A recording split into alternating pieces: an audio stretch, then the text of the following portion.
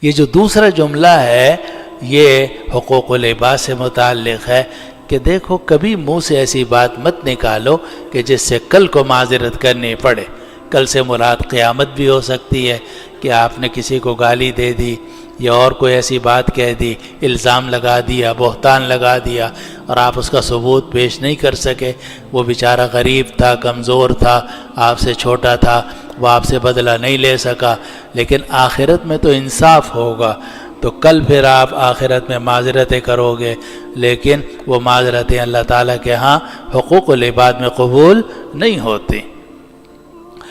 اور کل سے مراد یہ بھی ہے جو آج کل کے کل اور پرسوں ہوتا ہے،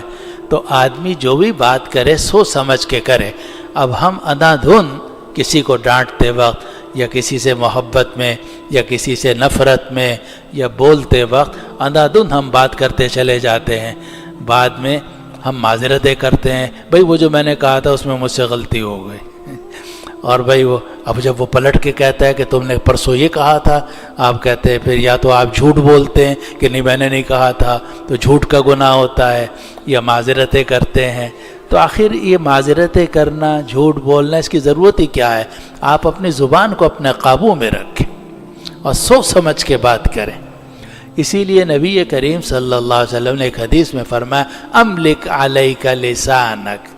اپنی زبان کو اپنی ملکیت میں رکھو، اپنی زبان کو اپنی ملکیت میں رکھو، یعنی کسی کے کہنے سننے سے زبان کو مت چلاؤ، بلکہ اپنے فائدے کو دیکھ کر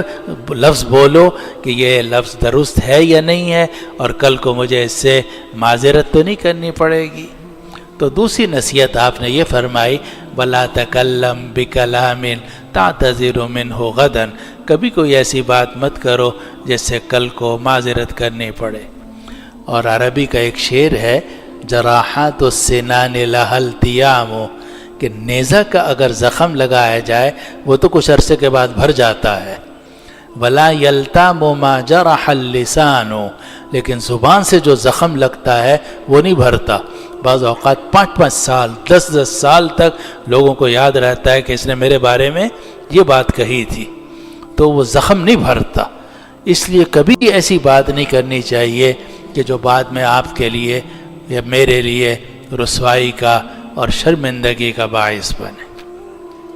اب یہی نصیحت کہ آدمی سوچ سمجھ کر بات کرے اور کوئی ایسی بات نہ کرے جس سے کل کو معذرت کرنی پڑے، اگر آدمی اس پر عمل کر لے سارے بندوں کے حقوق درست ہو جائیں گے، کیونکہ بیوی سے بھی پھر آپ سوچ سمجھ کے بات کرو گے، بچوں کو بھی سوچ سمجھ کے ڈانٹو گے، دوستوں سے بھی احتیاط سے بات کرو گے کہ بھئی ایسی کوئی بات نہ کروں کہ بعد میں میرے لیے مصیبت بن جائے، میں اس کو پورا نہ کر سکوں یا بعد میں اس سے معذرتیں کرنی پڑیں۔